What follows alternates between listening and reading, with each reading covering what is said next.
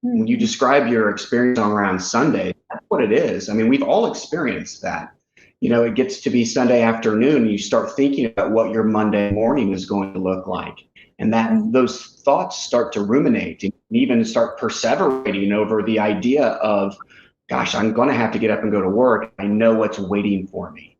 It's the inability to be able to put work in an appropriate place. I think that leads to that sense of dread. Work does not have to be a miserable place.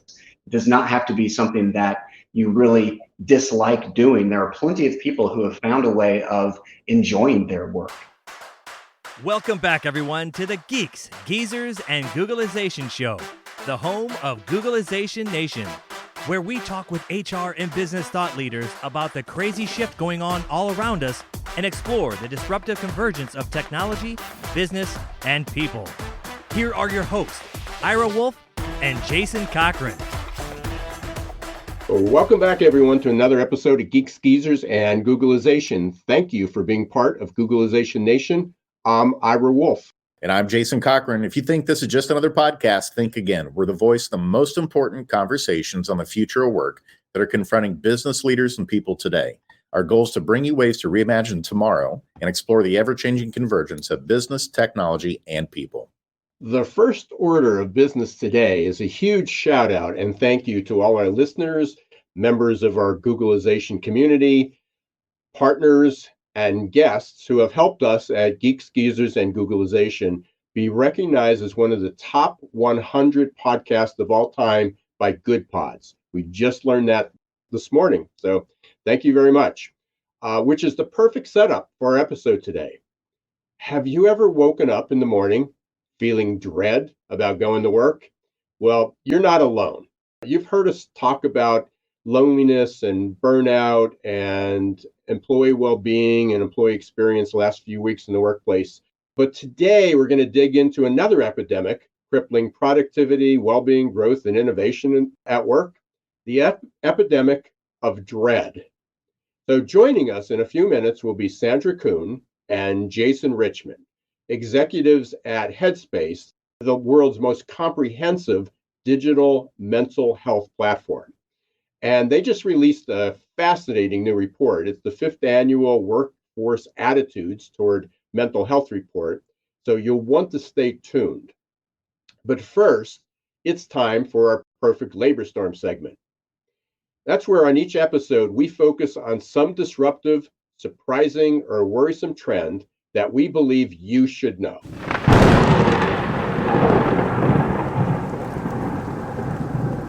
Today's Perfect Labor Storm is compliments of our guests, Headspace.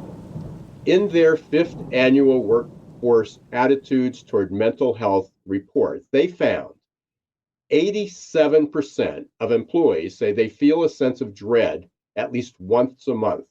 There's a technical term for that.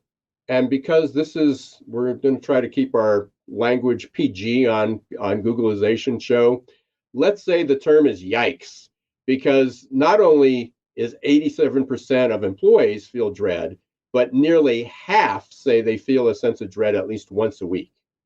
And in case you think this is just a frontline worker problem or a Gen Z and millennial problem, reading it direct from your report right now, 55% of executive level employees and 59% of CEOs feel dread at least once a week. The problem's universal, and it's also really, really high for executives. So how well are employers responding? In a recent Gallup poll of CHROs, that's Chief Human Resource Officers, they asked to rate the mental health of their workforce. Only 1% described it as excellent. 15% considered it as very good. Quick math there, but that's 84% of CHROs believe there's a lot of room for improvement within their workforce. And get this, the very people responsible for the mental health and well-being of our employees is HR. And according to Headspace, 94% of HR leaders feel an increasing responsibility to support employee mental health, but only 41% of them actually use the benefits that are available to them. So layer this startling trend on top of the epidemic of dread and failure of HR to heal itself. Burnout within the HR profession is rampant, and the quit rates within HR are at all-time highs. I wonder if dreading coming to work has anything to do with that. Well, I'm not going to steal any more thunder from our guests today, Sandra and Jason, because we're going to dig into that in the next hour or so. So we're going to talk about what's the biggest drivers of dread at work and what can you do about it. And Ira, I can't wait to hear what Jason and Sandra share with us today. As you know, just last week, I was at Ohio SHRM. I had the honor to go there and speak, and was speaking on the top 10 trends for the future of work. And it should come as no surprise to anyone that's listening. Mental health in the workplace, it was in that top 10.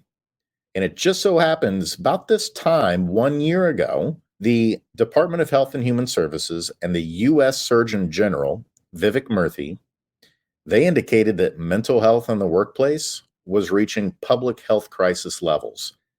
That's right. October of 2022 was when the Department of Health and Human Services and the U.S. Surgeon General released their framework for workplace mental health and well-being. So in other words, even our government is saying we're reaching public health crisis levels here. We've got to intervene. We've got to fix our broken workplaces and create healthy cultures. So a year ago, when they released that framework for workplace mental health and well-being, it included 5 pillars: protection from harm, connection and community, hello, 4 principles of connection, work-life harmony, mattering at work, and opportunity for growth. I'm excited to learn how these worlds are colliding with Headspace's research and their work in this area. And speaking of which, here's a little bit about our 2 guests from Headspace before we bring them on in just 1 minute. Sandra Kuhn serves as the head of commercial enablement and solution experts at Headspace. And then Jason Richmond serves as the vice president of sales solutions as well. And Headspace, as Ira mentioned, they are the world's most comprehensive digital mental health platform. And you're going to see why they are the trusted source for businesses to get mental health services right for their people in the workplace. So without further ado, let's give a warm Googleization Nation welcome to today's guests from Headspace, Jason Richmond and Sandra Kuhn.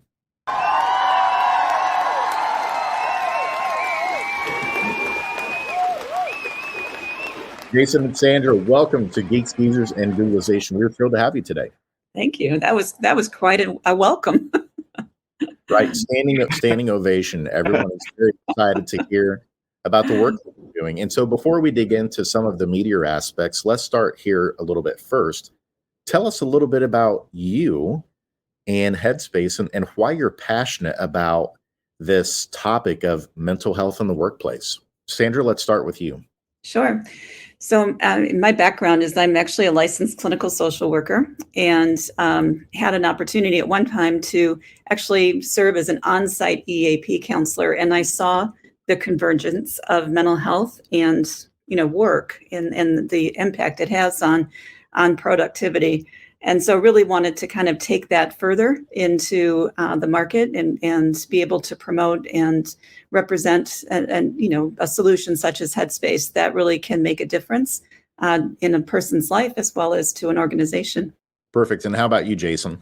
So I'm a licensed mental health counselor, much like Sandra, here in the state of Indiana, where I live, and have been in the behavioral health space for really over 25 years. And have been on all aspects of it as a provider, worked on carriers, developing and delivering programs over the years, and now the last 3 years at Headspace. And what brought me here was the opportunity to be able to make meaningful changes in the way behavioral health care is delivered in this world. We've had a broken system for a while, and I wanted to work for an organization that was really working to fill many of those gaps that I had seen over those 25 years of being in the field. Perfect. And as you heard at the top, the word that Ira was using was dread, that there's kind of this sense of dread that a lot of people are feeling at work. It's coming out from your research. It feels like basically any research from the major think tanks around this, you name them, Gallup, McKinsey, Deloitte, Headspace, are all saying we've got a lot of people that are miserable when they think about the work aspect, the work sphere of their life. Sandra, can you help us unpack that a little bit in terms of when we hear that term dread, what does that mean? What does that feel like and look like when we're talking about people dreading their workplaces? Yeah, I think our workforce survey actually identified a few contributors to the issue of dread. One is, instability, people worrying about the stability of the organization, maybe worrying about the stability of their job or the broader economy and the weight that puts on them. There's a lot of pressure for individuals to be very productive. No matter what type of work you're doing, the pressure to be more is very much front and center in our work environments these days. And along with that, kind of the rising expectations of, maybe doing more with less, right? And really having to kind of carry that burden. It's really the three combinations, or the three factors rather, that combine to build the word dread is, again, what our workplace survey saw. Jason, anything you'd add to that? Yeah, other contributing factors that the survey showed: inflexible work schedules, having work really not fit into the overall life of an individual, and then also the relationship with your direct supervisor or manager. So, everyone has a boss, and the relationship that you have with the person that you report to has such a huge impact on sort of your overall satisfaction with your role. And Jason, to that end, and then I'm going to send it over to Ira real quick. When I was at Ohio SHRM talking about those 10 trends, I mentioned mental health in the workplace was one of those top 10 trends in the future of work. Interestingly, you just brought up another one, the inflexibility. That was one of the other top 10 trends. Was workers, all of us, are seeking more autonomy, more freedom in how we work. But the interesting thing was that goes beyond where you work. In other words, whether I'm working from home or in the office. The next phase, the next waves we're going to start seeing are around, I want a little more say in who I'm working with. And I want a little bit more say in terms of my shift schedule or the times a day when I'm working. And I might even want a little bit more flexibility in terms of, the types of tasks or even the roles maybe that are involved in my job description. Did you see any things in your report around that as well, that employees are starting to think more in flexibility beyond just remote work, but other aspects of their lives as well? Yeah, we absolutely did. The fact is, we always used to talk about work-life balance, right? Like there was this really clear divide between our work life and our home lives. And I think what we're seeing these days are that there's much more overlap because of technology, our ability to work from anywhere, after our pandemic response and people working from home. It really shed new light on sort of the need to have work and home really find a way to coexist. And so the flexible work hours, being able to get your work done when it fits into your life, is a very attractive feature to a lot of employees. So I do think that the factors that you talked about, who you work with and how you work, really do impact that overall work satisfaction. The last few weeks we've talked about, 2 weeks ago we were talking about loneliness. We talked about burnout right before. I think you mentioned, Sandra, it's probably been, I think we're burnt out about talking about burnout. But we seem to be slicing the pie or trying to figure out what this is. Dread sort of resonates because I think people can talk about, well, I'm not lonely, I have friends, or, it's just my boss, I'm not really burnt out, or I'm just tired, I just need a vacation. And people come up with all these excuses. But there is a dread of people, not being able to even go to, really hating Sundays. I wrote this in a book that I wrote 20 years ago. I hated Sundays because it was a day away from Monday, and you just start worrying about it. And people go on vacation and they don't take a vacation. They don't rest the last 3 days because it's the end of vacation. It means they dread going back to work. So how can you? Am I right? How do we define that dread? What does dread look like when you ask that and say, hey, do you dread going to work? I would think that 99% of the people will probably say yes to some degree. But what does dread look like? How would you describe dread in that regard? And then how does it relate to this well-being, burnout, loneliness?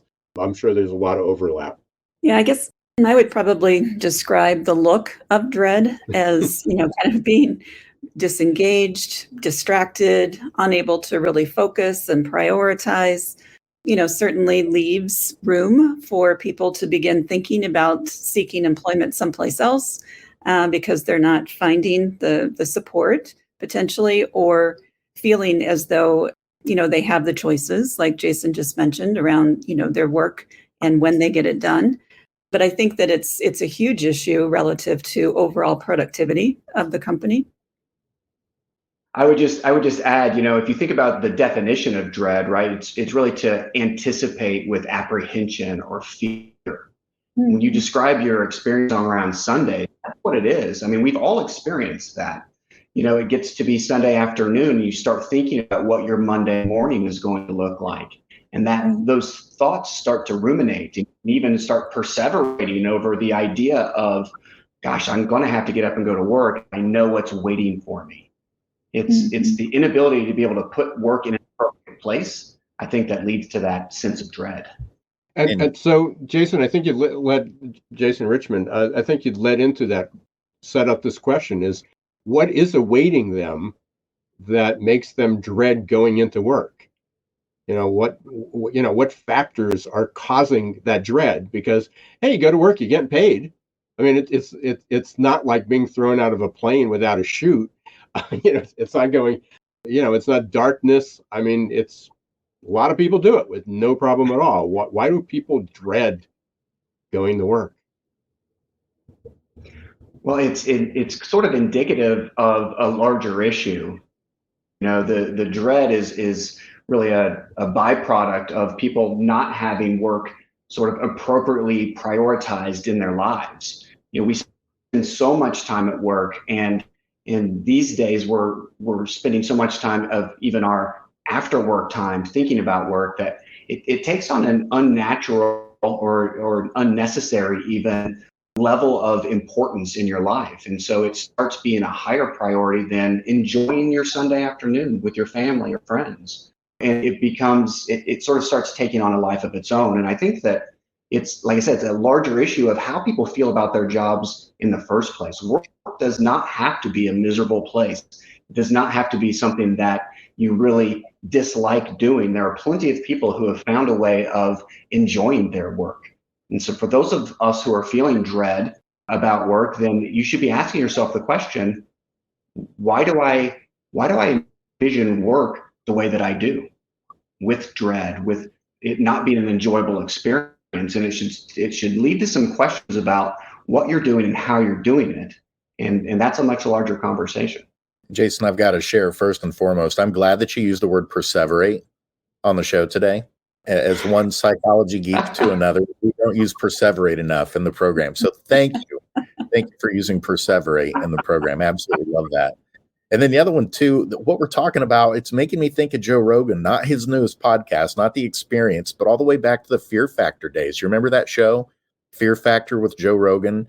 And these people were like, hey, it's worth getting over my fears for a little extra money. And now we've got folks that are like, absolutely not. I don't want dread. I'm willing to get paid less in order to avoid the unhealthy stresses, the unhealthy cultures at work. And so I guess now maybe the question from that is, why should employers care? Because I got to be honest with you, I still hear from some organizations that are like, listen, you just got to toughen up. We got to be productive. We've got a job to be done, thing in the market. You just got to toughen up and get through it. Why is this still such a challenge for us to get parity around mental health in the workplace and for it to be taken seriously by more organizations? Well, I think more and more organizations are recognizing that this is an important business initiative, right? That I think if you look back 5-6 years, it was already starting to build in momentum in terms of awareness employers had of the importance. The pandemic, of course, put a spotlight on things. There was an increase in prevalence, but it didn't cause mental health, right? There was an increase in prevalence. Mental health was an issue long before that occurred. And again, some employers were really starting to get on that wave and do something more proactively about it. In 2023, going into 24, I think the majority of employers are really looking to bring this to the forefront and really make cultural change so that mental health is supported, it's respected, and having that mentally healthy workforce, like I said, is a business imperative. There's so many moving pieces to this, and Sandra, you just brought up a really, really good point, and it's good to hear that especially being out there in your space, that you're hearing that more companies, more CEOs, more executives, more management teams are willing to invest. They recognize the need, and possibly because they can't find the people. It's like, we can't afford to lose anybody else in our labor supply chain because of that, either because they leave the company or because they're just not performing up to par. And I know this was within your report that you talk about DEIB. So you talked about diversity and equity and inclusion. But at the same time that there's this need, or this recognition, is that we have to do better at employee well-being. We have to recognize that people have mental health issues. They're cutting back on DEI investment. So what are you seeing there? And I know it's a complicated question, but what are you seeing there? Because it seems like, it's the same old story. We recognize the need, and we're going to focus on this part of it, but we're going to ignore another big part of it, especially for a significant part of the workforce. Right. Well, I think you're right that it's one of those dynamics, and mental health really was in this same, I feel like was in this same category, where we would take 2 steps forward and then a step back, and then another 2 steps forward and then a step back. And it's largely based on the cultures of organizations embracing DEIB and then implementing programs around it. And then when times get tough and economies start to slow and budgets start to constrict, I think that there are times when those programs become expendable. And I think it's a shame. It's a reality, but it's a shame. And my hope is that the 2 steps that we took forward, we'll be able to, sort of weather this 1 step back and then take 2 more steps. And it's slow progress. And like I said, mental health was really in that same boat. I can't tell you the number of times that I heard employers say, well, our mental health spend in our, from our insurance carrier is 5 to 7% of our total medical spend. So why should we focus on it? And it's taken a long time and a lot of years for us to help employers recognize that it's not just the direct spend of behavioral health. It's that indirect spend that's really driving the cost. It's the cost of turnover and rehiring and training. It's the cost of comorbid conditions, having depression and diabetes or a chronic heart disease, and the impact that treating mental health has on treating chronic medical conditions, where you really start to see the impact on spend when you start addressing mental health conditions. And so I use that as an example to say that I think that what we're going to see is fits and starts, and having to prove out the value of all of these efforts for them to continue to progress and grow. And an ounce of prevention's worth a pound of cure, right? I remember my parents used to share that with me growing up all the time. And EAPs the data are only around 4% of companies use the EAPs. And EAPs are just one part of the picture. So Sandra, we'll start with you on this one. Headspace is the most comprehensive digital mental health platform that's out there for companies to support their people in their mental health. Can you kind of walk us through, what does that look like? What does that mean with companies beyond just the EAPs? EAPs are good. Okay, I want everyone to hear EAPs are good, but we know that they're not everything. How does Headspace come in and support the mental health initiatives to create healthy workplaces for people? Sure. Well, first of all, Headspace does offer an EAP, and that is a little bit different. But I think the essence of the Headspace solution is really to look at a full spectrum of care. And, starting with prevention, which is super important and, really allows for people to learn skills, to become more resilient, to maybe, stop the progression of something that is starting to feel like not healthy or not great, maybe stop that progression and really get a better sense of balance.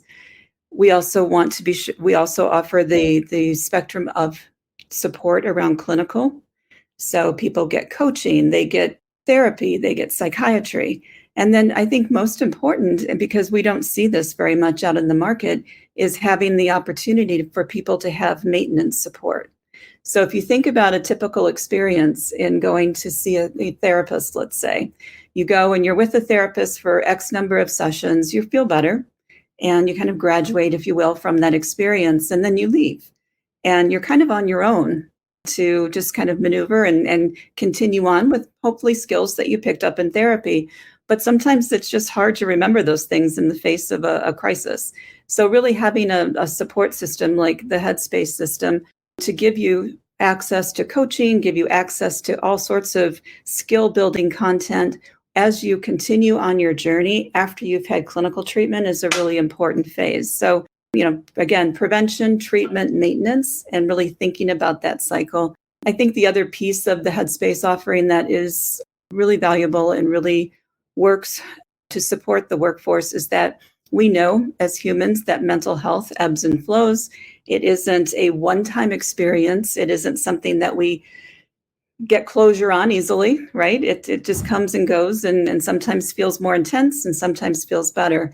And having the Headspace system around, you can move among those different levels of need and different levels of care. And this is so critical too, because I worked in schools for a while, and without me getting on my soapbox too much, there's a big gap in terms of what we're teaching adolescents in particular, the whole aspect of social emotional learning and how important that is to understand triggers and stress management, and what are these types of coping skills to be able to deal with change, to be able to deal with stress in life. It's almost like a whole hidden curriculum of things that we don't talk about in schools. And I think that just underscores the importance of we need our businesses to be equipped to support everyone with those types of skills that can help them deal with the everyday stresses, the bigger stressors too that come along, and that Headspace can absolutely help with those things. We're going to be taking a real quick break here. I can't believe we're already at the bottom of the hour. We've been talking with Jason Richmond and Sandra Kuhn from Headspace, the world's most comprehensive digital mental health platform. And we're talking all things around mental health in the workplace today. And so we're going to take a quick break. And whenever we come back, we're going to continue the conversation on this path to understand what are some strategies and tactics within organizations where they can step forward and help all of us feel less dread when it comes to work. So we'll be right back with you on the other side of our commercial. Are your employees feeling stuck and just showing up for a paycheck? Is your workforce working harder to get back to normal than adapting to the future? It's time to help them break their addiction to certainty and develop a growth mindset. Developed by one of the world's top-rated future of work thought leaders, AQ Plus Mindset is a powerful tool to help your employees embrace change, adapt faster, and grow on the job. Conveniently delivered to any smartphone or laptop in easy to digest 5 to 10 minute lessons. Managers can sit back and watch employee attitude shift towards growth and innovation in just 30 days. Are you ready to help your employees thrive in this ever-changing, never normal world? Encourage them to show more grit, resilience, adaptability, and unlock their potential? The journey to a growth-filled future starts with a growth mindset. Visit aqplusmindset.com or call 484-373-4300.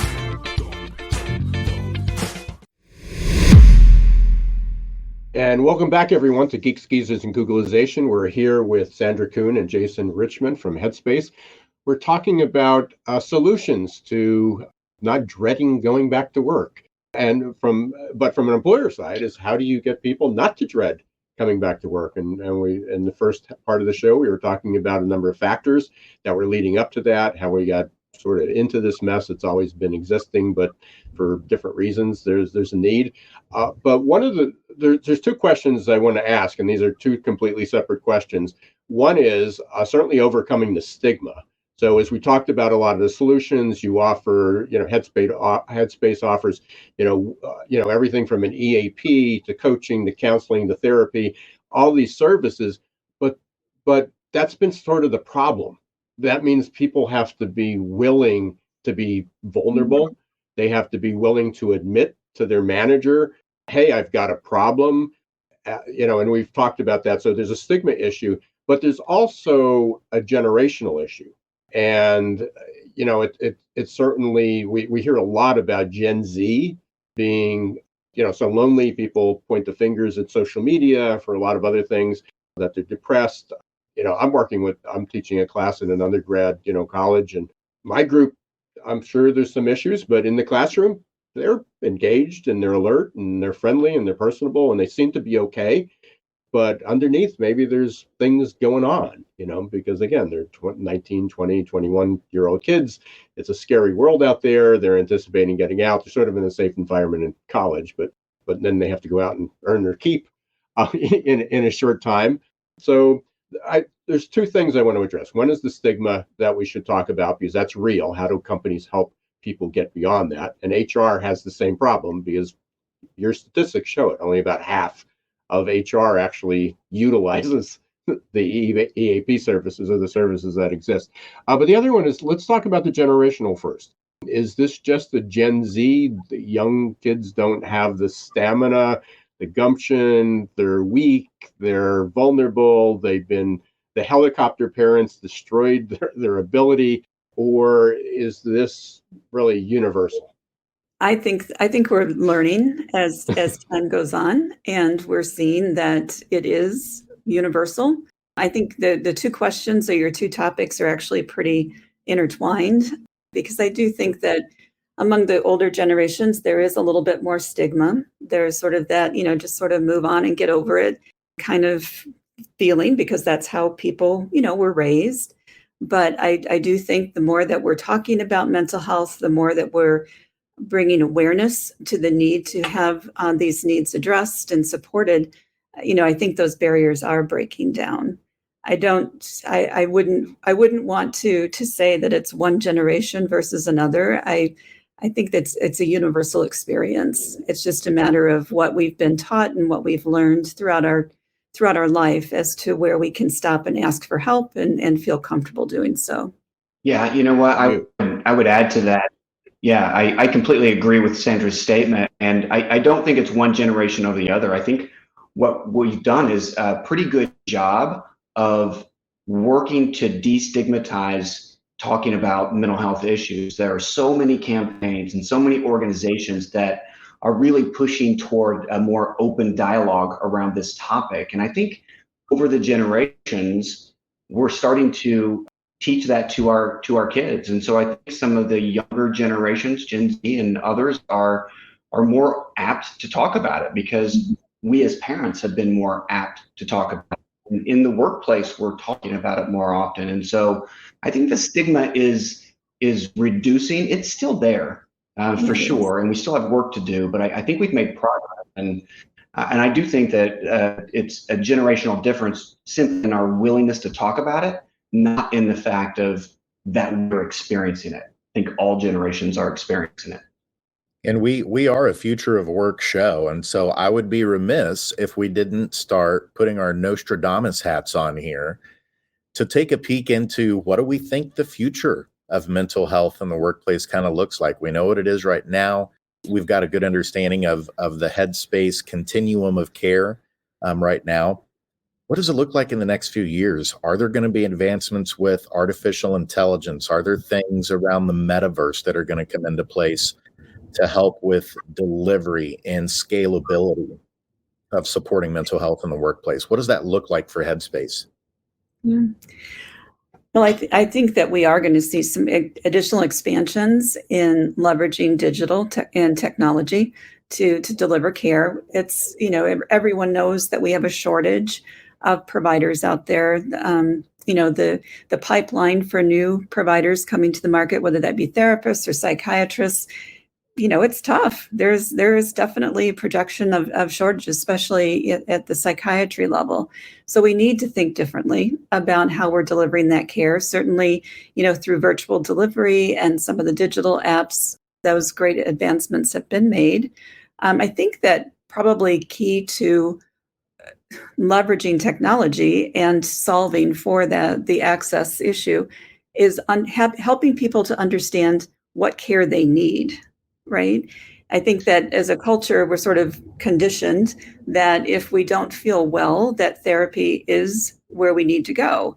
And I'm not sure that that's always true, but how does one know whether that's what they need? So I hope and I expect that one thing that Headspace does is help people decide and determine where they need to go and what level of care they need. And I think that there's probably more work to be done and more advancement to be done in that area to ensure that people are funneled in the right direction and get what they need instead of, potentially in the wrong direction and using resources that someone else really could benefit from.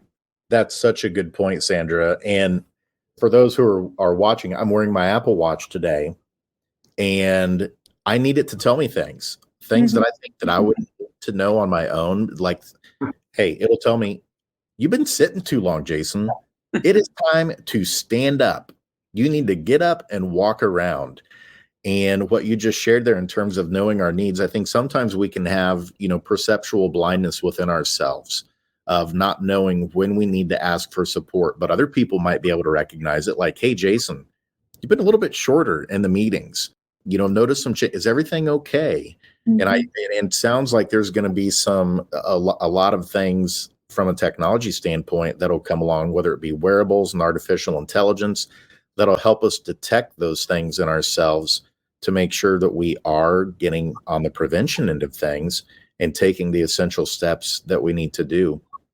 Jason, are there some other things you wanted to add to Sandra's comments around kind of what that future looks like in terms of mental health in the workplace? Yeah, I do. I think that part of the thing is that we're already starting to experience some of the future changes, even in the way that we're delivering care ourselves. If you think about the old historical way that you would get therapy, as an example, is that you would look through a laundry list of a provider directory, and you would make numerous phone calls to find someone who was in network with your insurance carrier, and then you would wait weeks on end. And from the time that you started to say, gosh, I really need to see somebody, to the time where you actually started talking to someone could be weeks or even months. And that paradigm simply doesn't work. And when people make the decision that they're ready to get care and ready to get help, we need to meet them in that moment and provide that level of support to them in that moment. And that's exactly how we function at Headspace. Within 2 minutes or less of someone raising their hand, we're able to immediately connect with them, have a caring and empathetic interaction with them, help them to identify what's going on and what the next best steps might be. And it may be simply continuing that conversation with a longitudinal relationship with a behavioral health coach. And so I think we're starting to see some of the future already change the way that care is being delivered. And I imagine it's going to continue to evolve with new technologies. You mentioned wearables and virtual reality. There's a number of organizations out there that are investing in those types of tools and resources, specifically in the mental health space. And I think that it's an exciting space to be in. It's funny, from someone who's been in the field for almost 30 years now, this is really the most exciting time to be part of the mental health space. The pace of change and the ability to create new models is really, it's faster than ever right now. So, yeah, and this ties in so well. Next week, we have Paul Zak, who's a neuroscientist. He's got a company, Emergent Technology. And Jason, as you held up your hand, your arm, and showed your Apple Watch, I mean, the wearables to be able to show people's not only their kind of their wellness and what their heart rate is and their blood pressure and their mood, but even the levels of engagement, where people are. So people could be in attendance physically, but not participating. And I've shared this story a couple times when I talked to Paul a few weeks ago about having him on the show. He held up his watch and he points to it and he says, "You see, it's in the green." Says, "This is a good conversation. Yeah, let's schedule the podcast." So it's getting to that point where science will help us determine that, not only as individuals, but will hopefully help managers and management identify, when's the wheel going flat, or when is the wheel going to fall off. Unfortunately, we are this is going like way too fast. so many questions that we didn't get to. So, but in this essence of time, and to make sure that we cover something you wanted to cover, we always close each episode, or start to close each episode, with this question: what's something we should have asked you, or that we didn't? And we'll give each of you a chance. So what's a question you wanted us to ask, but we didn't? So I'll start. I was hoping that we would talk a little bit more about what organizations can do to change culture, to really support mental health. And I'm thinking about the role of leaders, and just really want to kind of send the message that leaders are so vital to changing the culture here around mental health. We've seen even in our workforce survey, saw that a high percentage of CEOs are talking about their own personal experience. They're talking about the way that they use resources. They're encouraging, people to have the employee resource groups that will address and be a safe place for people to come and talk about their mental health needs. So this all comes from a kind of a trickle down sort of effort. And I just really wanted to be sure to underscore the importance that leaders can have in changing the way that we support mental health in the workplace. And before we get to you, Jason, I just you brought something up. I think when I did the introduction, I introduced the wrong result from the survey, because I was talking about the individuals. I think it was 87% of people said they dreaded once a month, Right. but there was a significant difference with the CEOs. And the CEOs is, and I'm reading it direct from your report right now, 55% of executive level employees and 59% of CEOs feel dread at least once a week. So this is pervasive, and maybe that's the recognition that, hey, it's not just our frontline workers and it's just us weak people, is that, hey, I've got 30 years of experience, I'm leading the organization, and yeah, I don't like coming into work either. We need to change that. There's recognition. How do we do that? So thank you. I'm glad you asked the question that we didn't ask and answered it, because it fits so well, and hopefully that is part of that change in the stigma as well. Great. Jason, Richmond, what's your question that we didn't ask you? Well, I appreciate the time that you've given us, and I think you asked a lot of really great questions. I would echo Sandra's sentiments and appreciate her bringing that up. In the spirit of her answer, I think what I would say is that you could have asked how Sandra and I, or maybe just I, are sort of modeling this for the teams that we manage and within our organization, because I do think that as a leader in our organization, and as a leader in the behavioral health space in general, we should model what we do to maintain good positive mental health ourselves. Open this conversation so that people are seeing us as an example. And so what I would tell you is that I meditate using Headspace tools and resources on a regular basis. It centers me. I'll do deep breathing exercises before meetings to sort of lower my heart rate. I have a very active family life. I have an active faith-based part of my life that helps give me balance and allows me to be able to balance work so that it's not a sense of dread, but rather just another portion of my life, and one that I have some level of control over. So those are things that I do, and just want to model that for the audience. And that's a great lead off, because we addressed earlier about HR leaders. And again, I pulled up your report again. 94% of HR leaders feel that the company culture is important, and the leadership is important, but only 41% of HR leaders use the benefits that are available to them. You talked about the opposite. You're walking the talk. HR talks about it, does it, but doesn't use the very benefits that they're trying to make sure that other people use. I know the world's crazy, Yeah. but that's crazy. That's right. The old analogy, they're trying to put the oxygen mask on everybody else, but not themselves first. So we can't believe we're coming up to the end here. Let's move into our next segment here. We call this our lightning round. So we got to hear a little bit at the top, a little bit more about who each of you are and Headspace and why you're passionate about this topic. But let's get to know you a little bit more on a personal level and help our listeners do the same. So we've got a few questions here we're going to ask each of you. And Jason, we'll start with you just to get to know you a little bit better. All right, so here we go. Lightning round time. Jason, if you could spend a day with anyone in the history of the world, who would it be? You heard me mention my, faith-based part of my life. I would spend a day with Jesus Christ. I can't think of a more influential person who has, influenced the world more than he did during his brief time on this planet. So I'd spend a day with him and learn grace and patience and love from the perfect example. I love it. And lots of probably mental health questions I can hear you asking him probably in that day that you would spend together. No one better to ask about those kind of things. And then how about this one, Jason? What's something that you've had to learn that maybe you weren't very good at? So I have a great example of this. As a therapist, I have pride myself on having pretty decent interpersonal communication skills, great in the therapy room, right? But as my career advanced, I found myself doing a lot more public speaking and realized that I was very bad at it.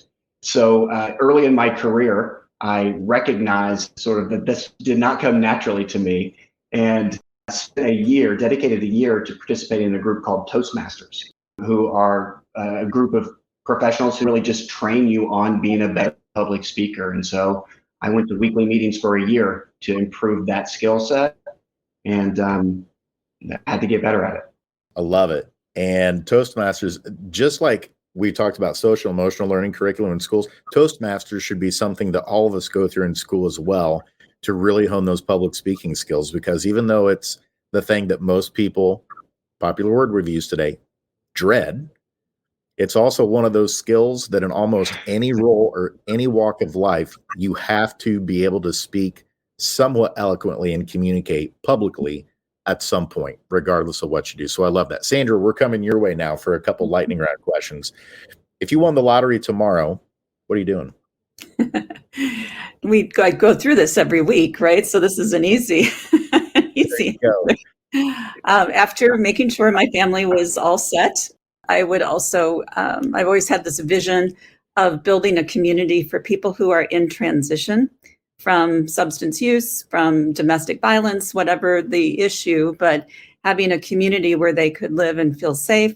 And then as part of that community, have a community-based restaurant and retail store where they could work and reskill or upskill and interact with the community to get back into back to their lives. And there's actually like this abandoned outlet center not too far from where I live. And I've always, every time I drive by it, I'm like, if only I had millions, So maybe you've got a very detailed plan there. We need to get you a winning lottery ticket. Anyone who's listening, if you have a winning lottery ticket in your hand, please consider giving some of the proceeds to Sandra. She has a very brilliant business plan here for what she's going to do in the community. I love it. And Sandra, one more for you. Mm-hmm. If you could pick any superpower, what would you pick? Okay. So I think that what I would love to be able to do is to play piano by ear instead of reading music. I was taught to play piano. I played for many years, 16, 17 years, but it was always like a big challenge. And when I look at somebody who can sit down and just like play the piano, any music, any situation, I'm just in such awe. That would be my superpower. And I think a close second would be singing, which I cannot do. So it would really require a superpower to do that. I love that you pick superpowers around music. Number one, that's the first time we've had that on the show. Number two, I can totally relate. In fact, last night before I went to bed, I was scrolling and I came across a video of the Red Hot Chili Peppers drummer. And he was in the studio, and one of the producers said, "Hey, we want you to listen to a 30-second clip of a modern rock band and see if you can basically play the drums for the entire song." Right. And so he said, play it. He listened for 30 seconds. He's like, all right, I think I'm in tune with the music here, know what to do. They shut off the music and he played the drums the rest of the way for it. And it was almost to the T, the way that the actual drummer and the band played it. So there's something to that superpower that's really cool. Wow. Well, thank you both so much for being with us today. Thank you for being good sports on the lightning round. Again, Jason Richmond and Sandra Kuhn from Headspace, the most comprehensive digital mental health platform that's out there for organizations to get mental health in the workplace right. For those who are listening, you can download their latest 5th annual Workforce Attitudes Around Mental Health survey and report. You can get those findings by going to www.headspace.com, and you can find it there. Jason and Sandra, thank you so much for sharing your wisdom and experiences with us today on the show. I'm going to send it back over to Ira as we wrap up, but we hope to have you on again in the future. Great. Thank you so much. Yeah, thanks very much. And for anyone who wants to contact either of you directly, what's the best way? LinkedIn, email, website? How do they do that? LinkedIn would work for me, or sandra.kuhn@headspace.com. Same here, jason.richmond@headspace.com. Wonderful. Hopefully they'll reach out to you, and definitely I highly recommend the download the report, headspace.com, and very, very valuable. And we'll look forward to the next year's version. Hopefully there'll be a significant improvement in those scores. So appreciate your time. Thank you for doing that. And thank you for helping us overcome some dread in the workplace. Yeah. Okay. Yeah, thank you both. Ira, what were some of those big takeaways for you today around mental health in the workplace? This one was really interesting and actually pretty easy. And it came from the whole discussion, but Sandra started this when we talked about the generations. And, certainly if you read the headlines, it was that, Gen Z and millennials just can't deal with stress, and helicopter parents and boomerang parents and, all that sort of thing just, created that. The reality is they're just more willing to speak about it, because if I think about, and again, just because the number of people have recently passed away that were in World War II, that never, and we talked about this, I think, in another show. Well, I talked about this with Gabriella Kellerman a few weeks ago, is that all these World War II veterans never really talked about their war experiences. I mean, the PTSD, because that would signify that you were weak, you were vulnerable, you were transparent, you weren't a tough person. So when you look at veterans, or the older generation, not the veterans of military, but just older than baby boomers, and baby boomers sort of grew up in this, you just don't talk about those things. And so, is the prevalence of mental health, of dread, loneliness, depression, is it significantly more than it was in the past? Or is it just that we're now willing to address that fact for whatever reason? And the reason just may be capitalistic, is, hey, we need people, for whatever reason, that there was a force of change that made it happen. And that's a good thing for humanity. That's right. I think the other eye-opening ones for me today were our leaders, including our HR people, aren't talking about it either. So it's like they're trying to put, like we talked about, the oxygen mask on everybody else on the plane without doing it themselves. And it's actually got to be the other way around. It's not selfish for you to take care of your own mental health. That's what everyone needs to hear today. You can't help anyone else unless you've got yourself in a good place with all the supports that might need to be there in order for you to then care and support for other people in your organization. And you can't expect other people to come forward and be vulnerable, access the supports and resources, or admit that they're having a challenge unless you as a leader are showing and modeling that vulnerability first. And I loved what Sandra and Jason shared in terms of what they're doing with their teams to do that, to model that behavior to where it is more of a multiplier effect. And we get more people comfortable admitting the challenges and then seeking the right supports to get those things right for themselves. Yeah, and real quick, I think another good sign of that, and I did mention this, that only 41% of HR leaders actually use the benefits that they're promoting for everybody else to use. Fortunately, and again from the survey, 64% of CEOs use the benefits. which is a good thing, because if they're using it, they recognize the need, they recognize the value of that. So again, the people that are responsible for encouraging other people to do it really need to step up and show their leadership and vulnerability, rather than just offer it as a, something that they can check off the box. 100%. So it's good to hear we're starting to move the needle more that direction. Like you said, we'll look forward to hearing next year in the report, and hopefully we'll see the needle moving even more that direction. We want to thank you for tuning in today to today's episode. Special thank you to Jason Richmond and Sandra Kuhn, our honored guests today from Headspace, as we took a deep dive into mental health in the workplace. Thank you for listening. If you haven't subscribed to the podcast and the show, please do so. We're on all the major podcast platforms, and you can also subscribe on YouTube. You can follow Googleization Nation on Instagram as well. Because of you, as Ira mentioned at the top, lots to celebrate this week.